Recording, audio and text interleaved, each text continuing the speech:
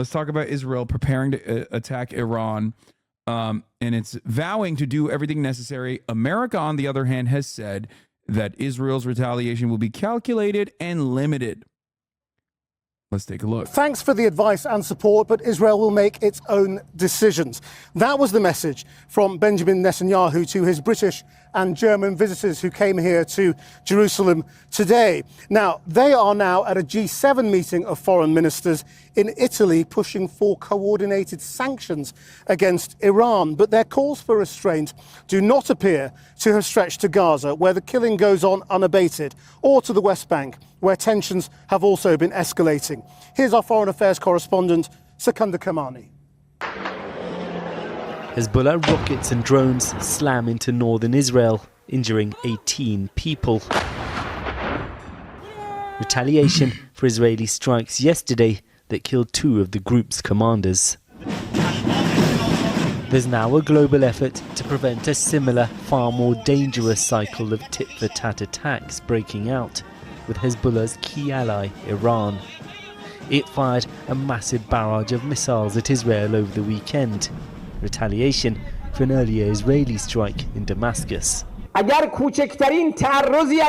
the Zionist regime makes the slightest move to violate our territory and harm the national interests of the Islamic Republic, they must understand that they will face a severe and heavy response. I answered them as best as I could. Trying to convince Israel's Prime Minister to act with restraint, Britain's Foreign Secretary, as well as Germany's top diplomat, visiting Jerusalem today.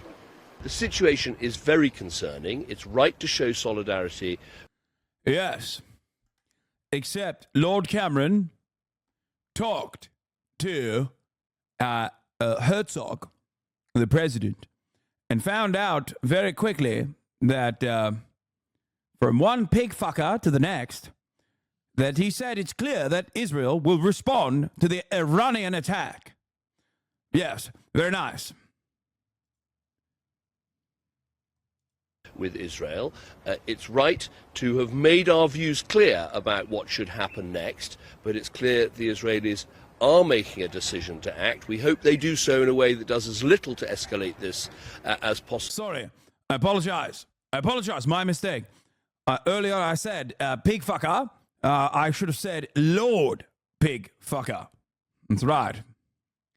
He's a pig fucker, but a lord at the same time. The proper nomenclature is important to be used in this circumstance. Lord Pig Fucker, David Cameron. And in a way that, as I said yesterday, is smart as well as tough. The international focus is on tensions with Iran, even as Israeli strikes on Gaza continue. Nowhere else comes close to the terrible death toll here, but this is already a conflict with many different fronts. The occupied West Bank is emerging from days of violent unrest, with Israeli settlers rampaging through Palestinian villages, killing 4 people, torching homes and cars. Israeli settlers have been growing increasingly violent, emboldened by the rise of extremist political allies who are now at the very heart of government. And I mean, they already were emboldened by that. The thing is, right now, they're also taking advantage of the lack of attention being paid to the West Bank. Also, what's happening here? This is like a little toy car right there on top of the fucking destroyed vehicle. What's that about? Anyway, that is what is happening, by the way. They've been emboldened. They've been getting like actual logistical support from the government because Itamar Ben-Gvir is doing everything he can. He was like arming them, giving them fucking literal IDF gear and shit, you know, fatigues and whatnot.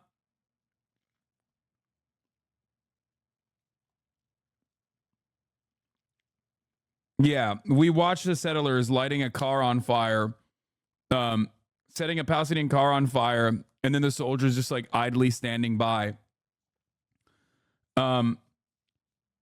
But yeah, basically the settlers are like, never let a good crisis go to waste. And they're taking advantage of the circumstance by really increasing the pressure and increasing the violence in the West Bank because they're fucking freaks.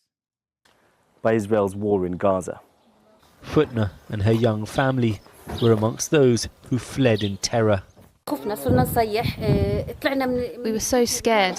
We started screaming and ran out of the house without taking anything with us. We took our children and escaped. They have been very badly affected. My youngest son hasn't spoken since. But you'll stay here? Yes, sure. Guys, Channel 4 does incredible work on this process. I don't know why you guys like hyper focus on the aesthetics of the language that Channel 4 is using. It's like getting mad at me for saying something. Come on.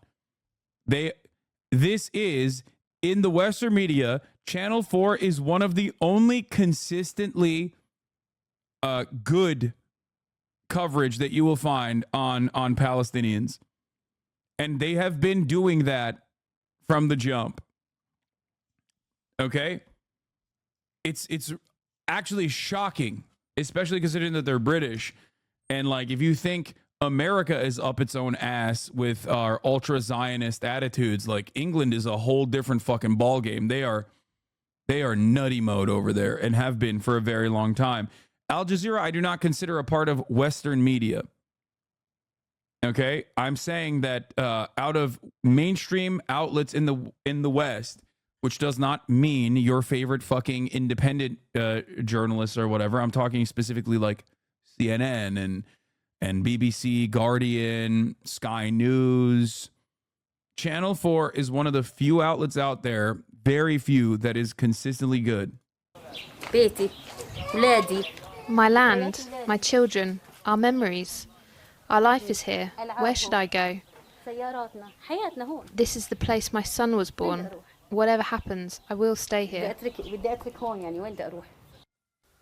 The rioting began after the disappearance of a 14-year-old Israeli boy. Soldiers later found Benjamin Achimeir's dead body, saying he was killed in an attack by militants. In response, furious settlers targeted more than a dozen Palestinian villages over several days, part of a wider, accelerating effort, residents say, to try and drive them out. Like, here's a great question. Why should they not do this?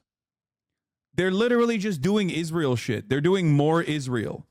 Except this time it's not like a legal entity doing it. It's terrorism, but it's still state-sponsored terrorism. It's a literal pogrom that the Israeli state is offering. The Israeli state is offering security to.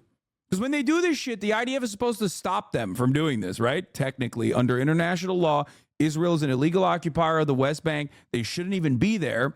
But like, even in the most extreme circumstances, like the IDF's goal is to stop the settlers from fucking doing this, but they just sit there and defend the settlers and shoot at the fucking Palestinians. And the state is arming them to do this. So why wouldn't they do this? They're fucking insane. Why wouldn't they do this? Imagine a world where if the American government, for example, was, let's say, routinely trying to prosecute trans people, okay? Routinely trying to prosecute trans people, and then giving weapons directly to like Christian fascist militias to go out and hunt trans people, okay? Yeah, they would go out, bust down doors, and start killing a bunch of people that they assume are trans. That's it. Now, obviously, we haven't gotten to that final part of the, anti-trans pogroms here in the United States of America, but the better analogy would have been against black people in the globe. I was about to say global South. Black people in the South. That is exactly what happened. That is exactly what happened with the Klan and with all of the fucking lynch mobs. When the federal government stands idly by and basically pushes the needle in one direction or tips the scales in one direction, then yeah, you're getting the go-ahead. They're basically outsourcing the awfulness that they were going to do anyway to independent and very interested outside contractors.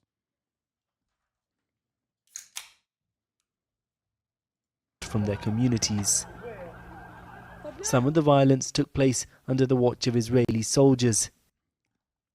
More like if the U.S. militarized Texans to settle in Mexico. The U.S. did militarize Texans to settle in Texas, which was Mexico. We did do that. The American government is all America as a nation is built on the identical principles of settler colonial violence. This is how we did indigenous genocide. What do you think? This is precisely what we did.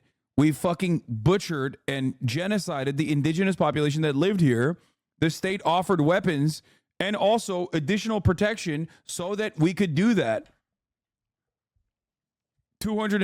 almost 250 years later, here we are. Here they do nothing to stop an arson attack. The army has said this incident is being investigated. And then they investigate themselves.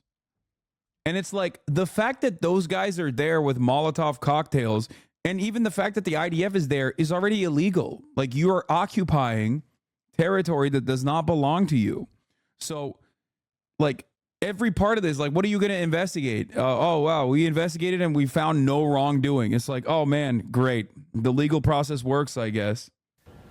Israeli settlements carved into the occupied West Bank are considered illegal internationally and make a two-state solution appear impossible. It is impossible. Those They do building make them it believe impossible. this land was promised to them by God.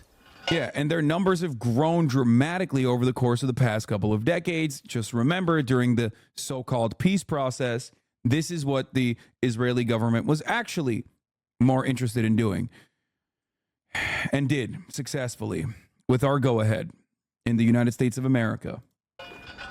Today, close to where the unrest took place, settlers returned to plant Israeli flags by the road, flaunting their presence and their power. And Secunda is with me here in Jerusalem. I mean, so everyone is wondering when this is going to happen. If Britain, at least, is now saying it believes Israel is going to act, what's the timing? Well, look, referring to international calls for restraint, Prime Minister Netanyahu said today he'd had all kinds of suggestions. So let me ask you this. 75 years of this nonsense with very little recognition from the international community, and like maybe a gentle tap on the fucking wrist every now and then. Why shouldn't the Israelis think that they are, one, God ordained? These freaks certainly do. Not all Israelis feel that way. It doesn't really matter though, because they still do want Israel. But why shouldn't they do this stuff? There is no accountability.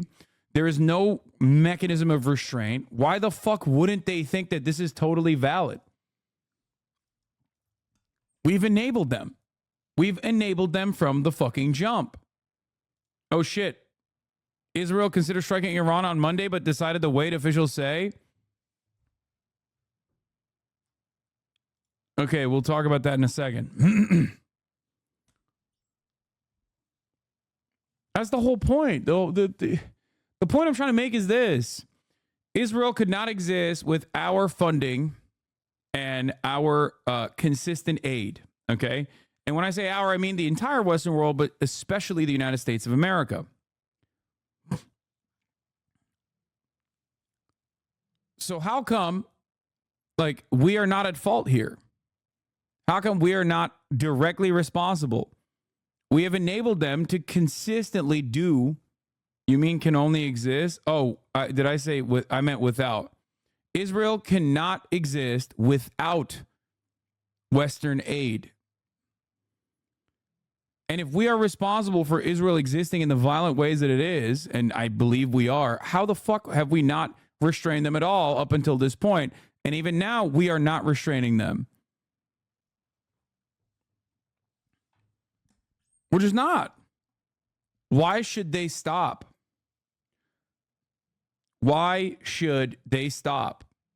We have enabled them every step of the fucking way. Of course they're going to be arrogant. Of course they're going to demonstrate hubris. Of course they're going to be more and more violent. And advice, but that Israel would make its own decisions. It does seem, as you've said, that some kind of response is inevitable. As to when it might come, one factor could be the Jewish holiday of Passover, which begins at the start of next week.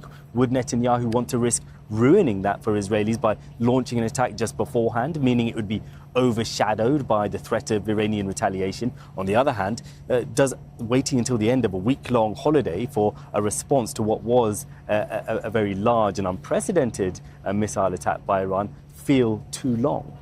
Now, limited and narrow is this phrase that is being used. Now, that's what Iran seems to have told its allies. We understand that's what he's told the British meeting today. The big question is, how will Iran see it?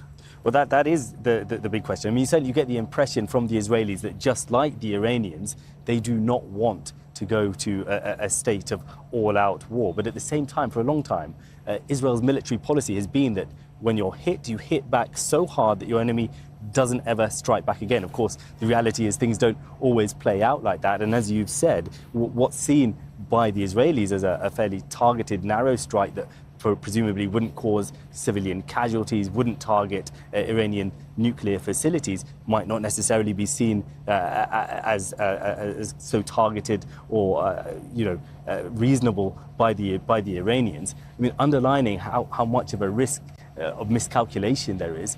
Remember the miscalculation Israel made in thinking about Hamas prior to October the 7th. They thought that Hamas in Gaza was not interested in entering it. Why would they do it when Israeli citizens don't want it? I don't think Israeli citizens. I don't know. I don't know the temperature. Maybe one of the Israeli chatters can send me a fucking link in here, or those of you who read Hebrew in general. Maybe you can send a poll, but I haven't seen any polls. But about like retaliation to Iran, because I think that.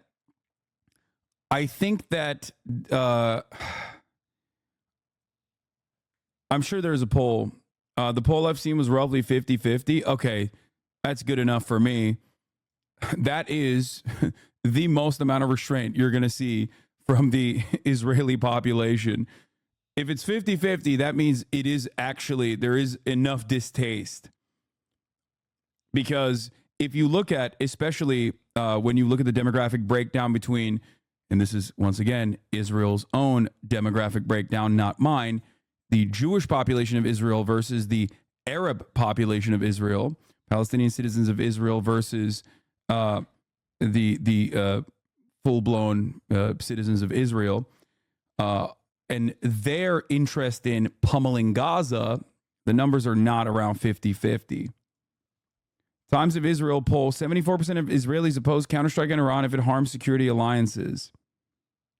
Over half of Hebrew University survey respondents see the need to consider political military demands from allies, say U.S. aid in thwarting attack obligates Israel to coordinate further actions.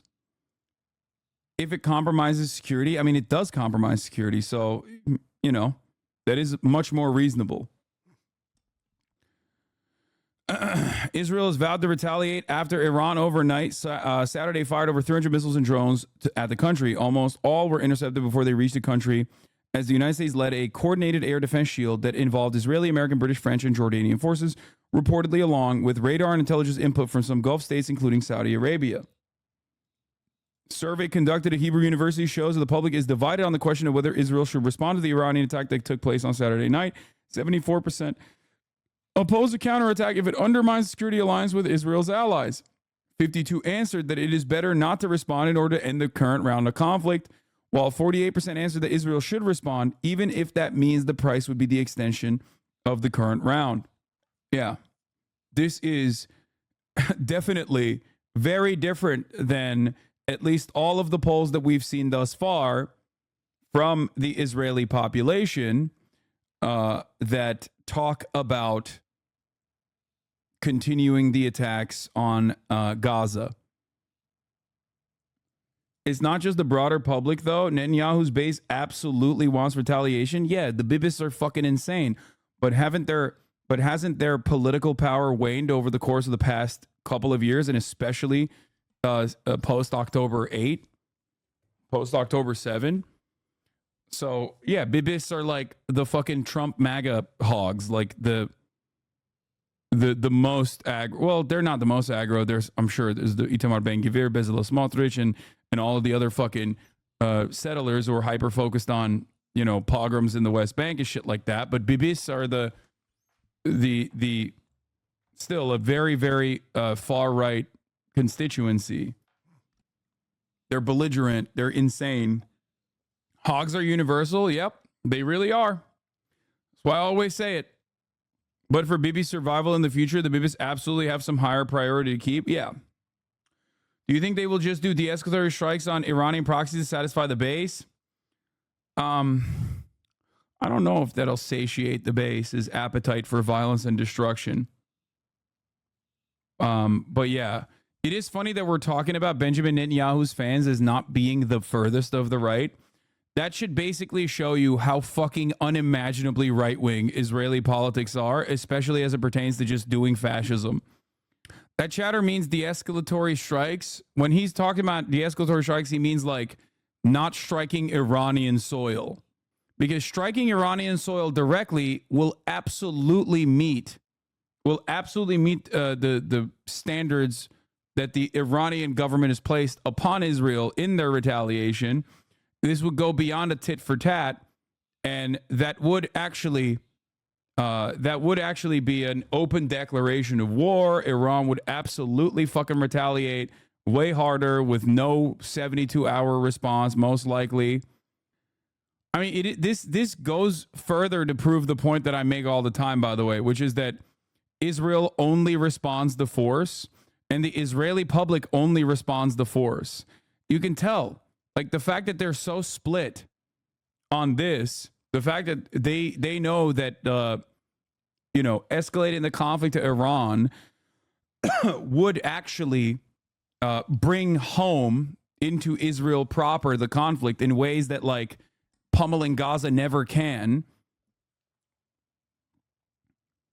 It's just like, because these guys aren't saying, let's not attack Iran because, oh no, we'll kill a bunch of Iranian civilians. I'm sure some feel that way, but many are not saying this because they fear that, like, Iranian lives, they fear that, like, they fear for the safety of Iranian citizens. They are making a calculated decision. That's why the number is 74% if it undermines the security alliance with Israel's allies, whereas 52% answered that it is better not to respond in order to end the current round of conflict, as in just keep up the genocide that we're keep up the genocide, eyes on the prize, when there is real possible consequences for the population.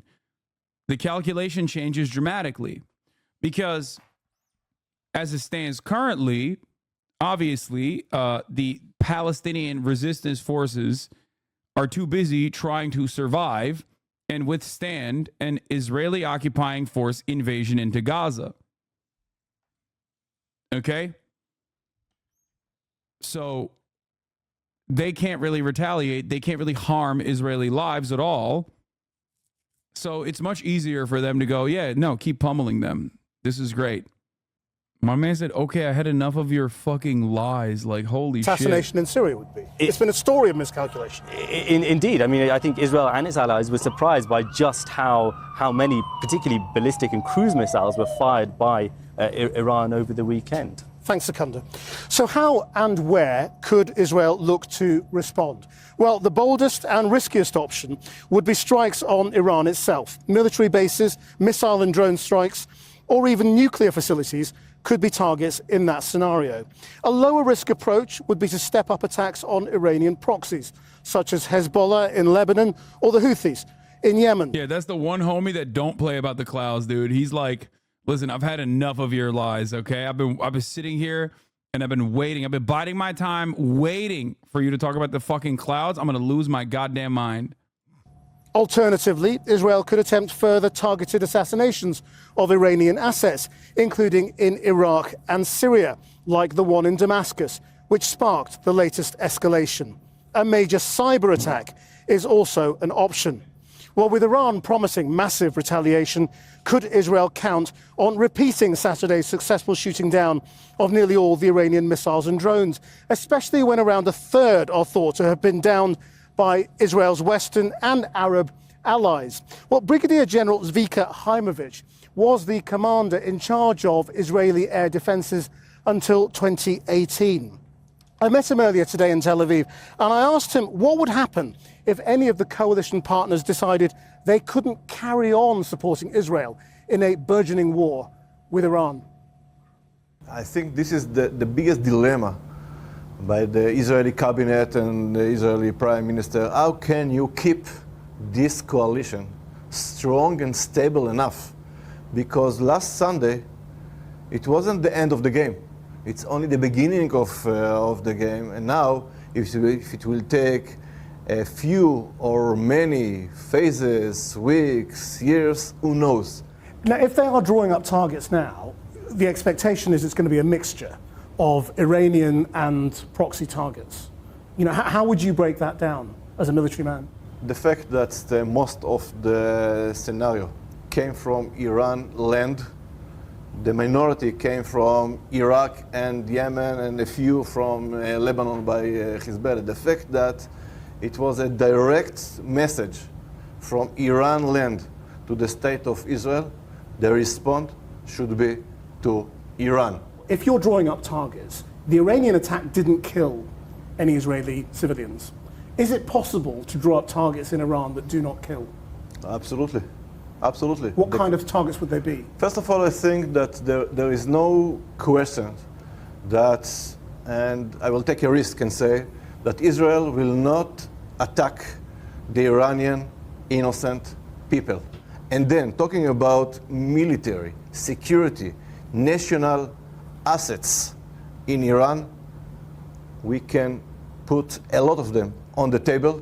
And do you think the Israeli military will be pushing for Iran's nuclear program to be on the list of targets?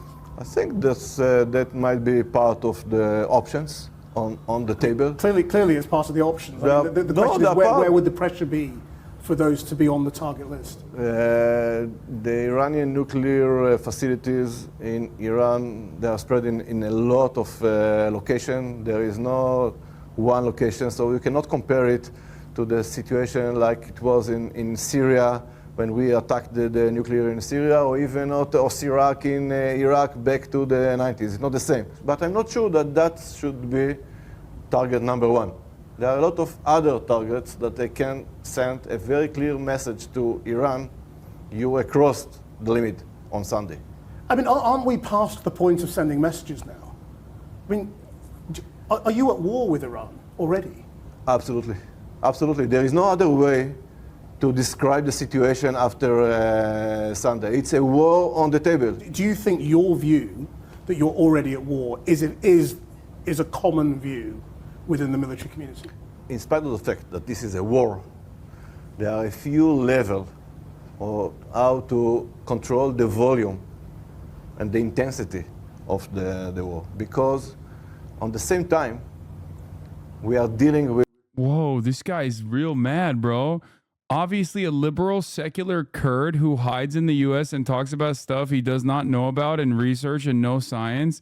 Imagine being that useless to society. Before you say I'm useless, I will be working on a biomechanical projects. Not going to go into details. Bro's in Dubai and hitting me with like Turkish racism. This guy has to be Turkish, right? There's no way. I don't do people in... Thanks for giving me dopamine. I crave the attention. I'm about to give you the 3-minute ad break at the top of the hour, bitch. That's what you're about to get too. Okay.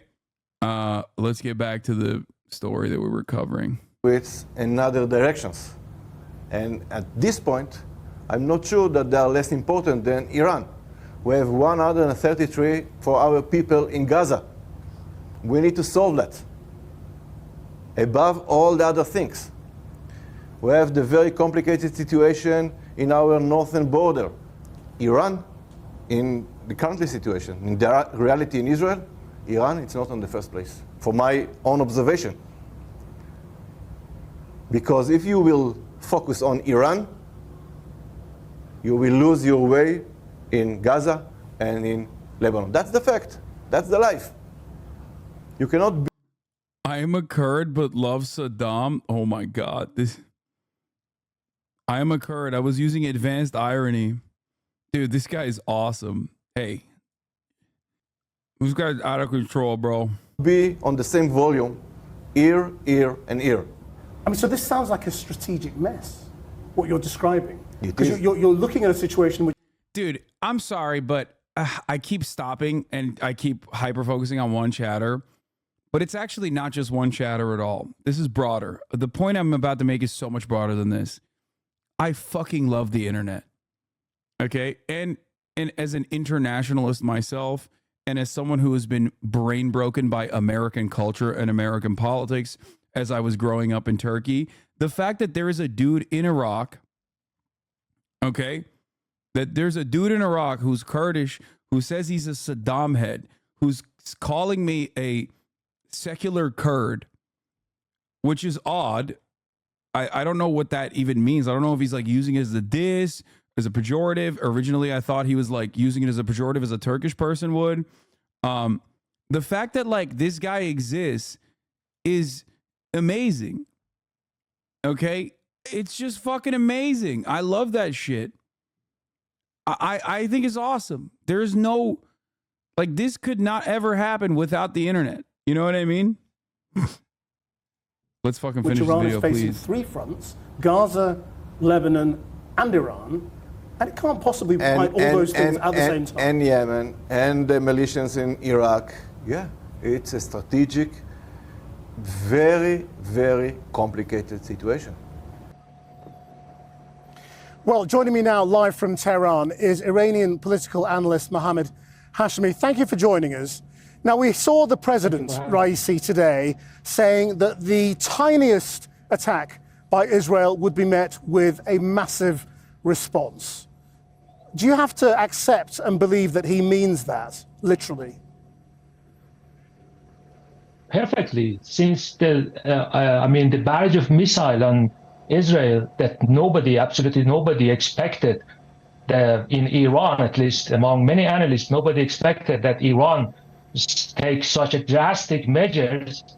Today, we can say with, definitely that Iran will be able to go after much harsher measures in order to strike back.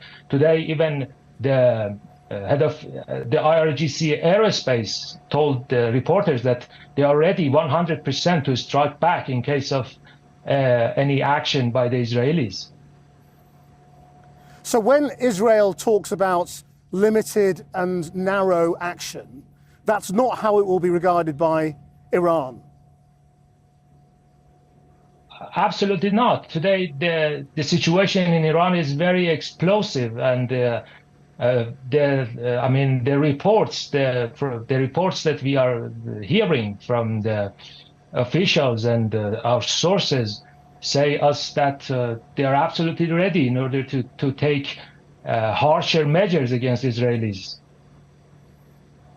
Now, if you're saying even you and your colleagues were surprised by the size of the Iranian strike directly on Israel, we've just heard an Israeli retired general say Israel and Iran are at war. That was a declaration of war. Is that how people there are seeing this as well? Well, you will be surprised to see the amount of, even ordinary people here in Tehran were surprised about the action that Iran took against Israel. And they were somehow fed up with the establishment inaction toward Israeli provocations. And I see and I felt the unifying, rallying cries behind the flag. And it is somehow surprising, even among people who may take issues with a lot of the actions from the establishment. Yes, I mean, we saw how divided politically Iran is in the recent elections, when turnout was very low. Are you saying that in a war with Israel, that starts to unify the country politically? Well, to the degree that I see in the streets and I mean, look at Yemen, bro. Look at Yemen.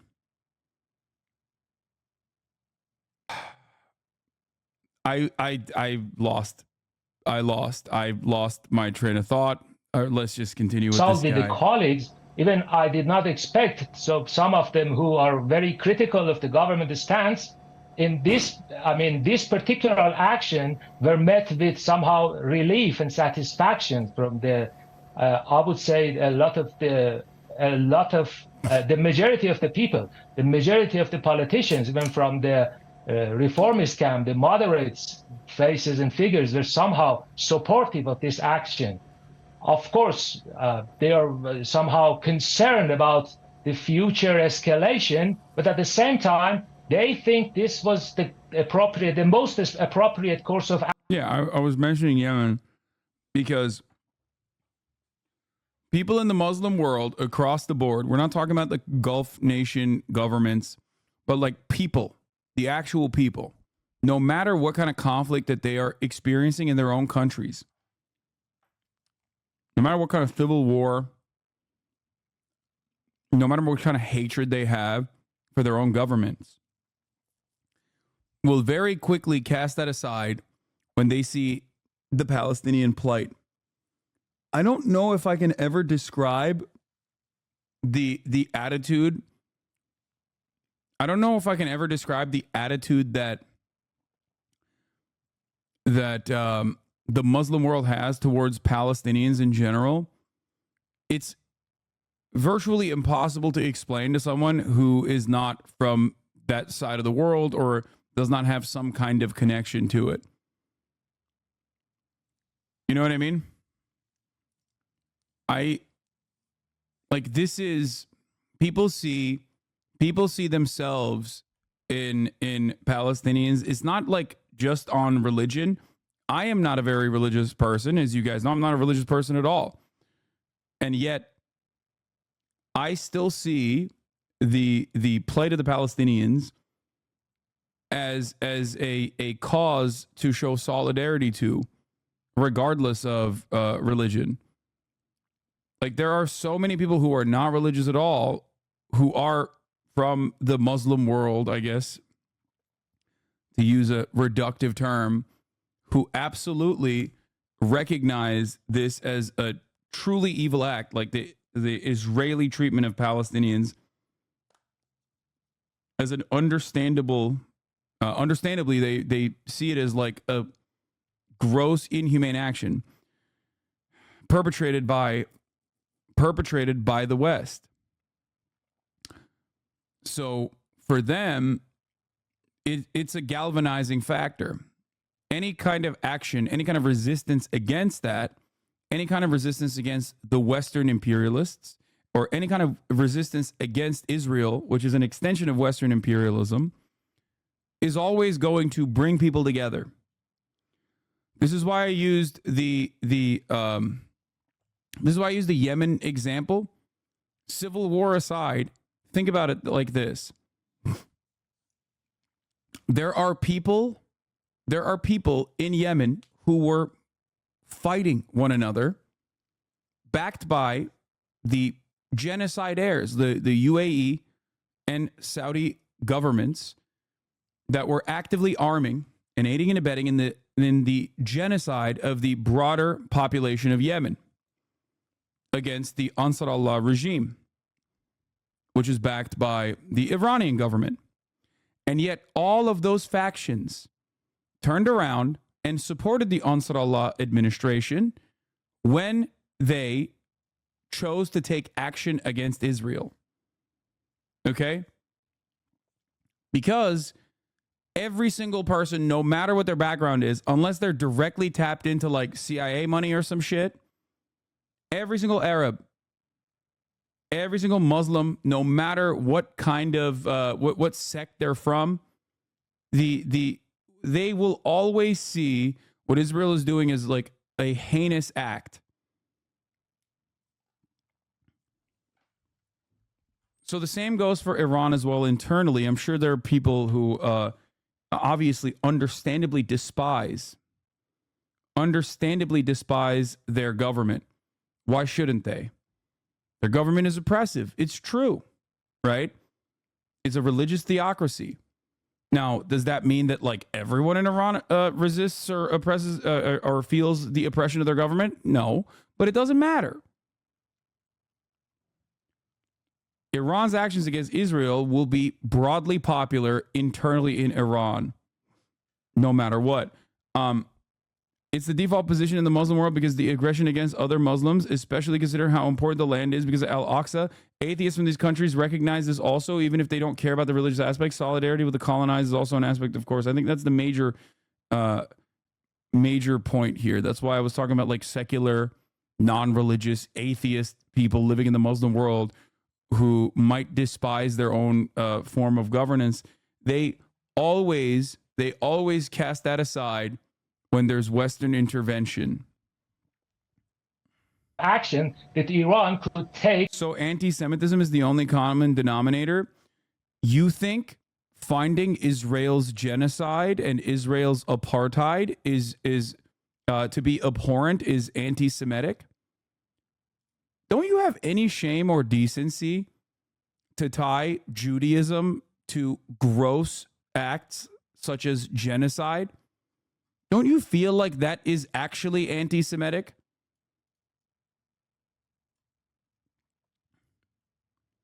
It's kind of crazy that you feel so comfortable 6 months in, still desperately trying to tie Israel's actions to Judaism.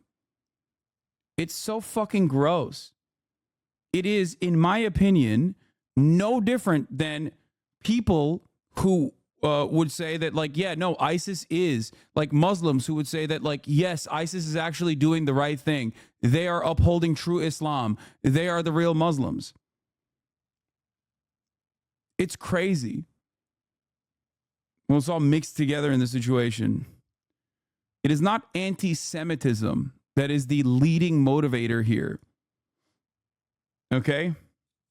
And like how Zionist Christians here in the USA represent Palestinian Christians, same thing. Exactly. Old Arab Bedouin saying, I against my brothers, and my brothers against my cousins. I, my brothers, and my cousins against the world. That is jungle law. It is the way of the world when the world is thrown into chaos. It is our job to avert that chaos, to fight against it, to resist the urge to become savage. Because the problem with such law is that if you follow it, you are always fighting against someone. Justice is a Jewish value. Life itself is the highest value in Judaism. Zionism weaponizes Judaism in order to justify atrocities. Zionism is anti-Semitic. Exactly. It's so wild that, I mean, I don't even think that chatter is Jewish, by the way. Because, like, it's so fucking wild.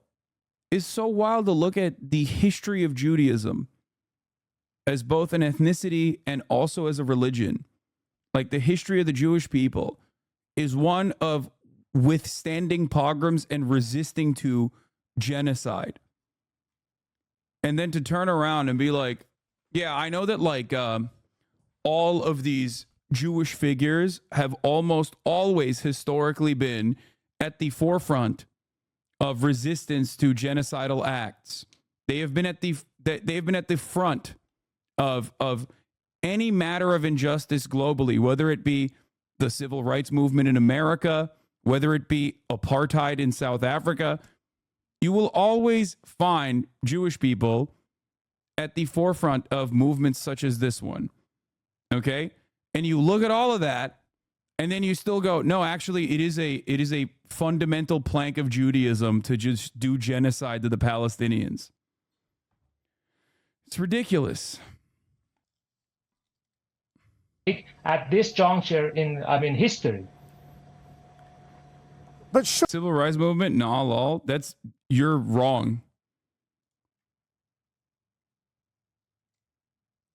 Dude, there's a reason why literally fascists are always anti-Semitic. Okay? It's because they abhor progressive change. There's a reason why it's the Jewish plot and the Frankfurt School. All of this stuff is about, like, making the Western world, which is supposed to be like the supreme form of, like, the civilized world, the beating heart of the civilized world, more degenerate. And they consider that all to be Jewish trickery. It's because the truth of the matter is that, yes, Jewish people do actually find themselves often at the forefront of causes of justice, which is hilarious because they still are.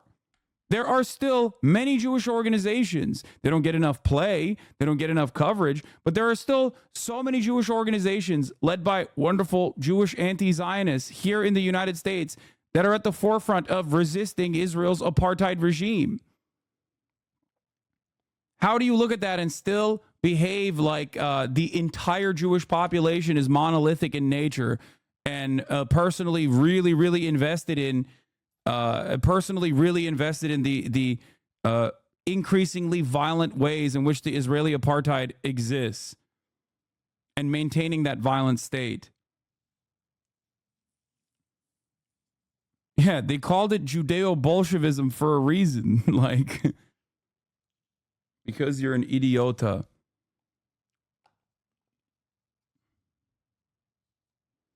No, Palestine doesn't hate Iran. Religious wars, etc., Shiites versus Muslims, etc., so they don't have common enemies? No, that's ridiculous. Sectarian infighting is not as severe as the way that Americans present it within the Muslim world. I mean, sure, there's history there, but no. Palestinians are Sunni. Iran is a Shiite country, and yet Iran is the #1 defenders of the Palestinian resistance groups. Iran is the #1 funder and facilitator of Palestinian resistance.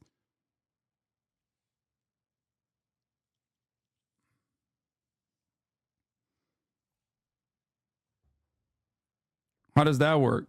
If you ask the Palestinians, I'm sure they would be less happy about Saudi Arabia than they are about Iranian intervention in the region.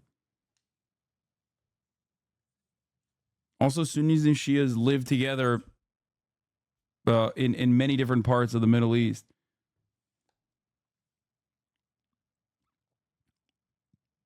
Anyway. Surely nobody wants war. I mean, it's disastrous for all sides. Absolutely not. Absolutely not. Of course, the situation in Tehran is somehow a lot of people see with somehow concern the developments. At the same time, they are somehow making fun of the Israeli actions, and somehow at the same time, they are very much concerned. The market has reacted to this situation. The market is also very volatile, but generally, I think I would say a lot of people have been supportive, have shown their support about the latest action that the Iranian army took. Now to the Middle East, where Israel is facing intense scrutiny over the My Judaism only brings me closer to the Palestinian cause. In recent years, I can't sit around the table with my family during Passover surrounded by imagery of my people walking through the desert for 40 years and now think of 1948, of the Palestinian mothers holding their sons' hands, having walked an eternity barefoot through the Negev, of how they, unlike us, however unjustifiably, have not returned to the promised land. Yeah, it's like so much of Jewish culture is also about like remembering the historic wrongs that were committed towards Jews.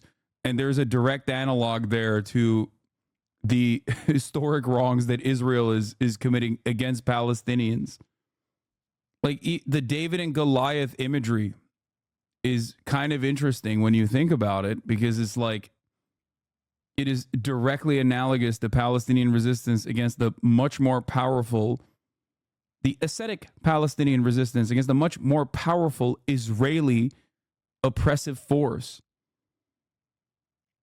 Most Jews are notorious for agreeing with each other. Yeah, there's also that too, which is, you know,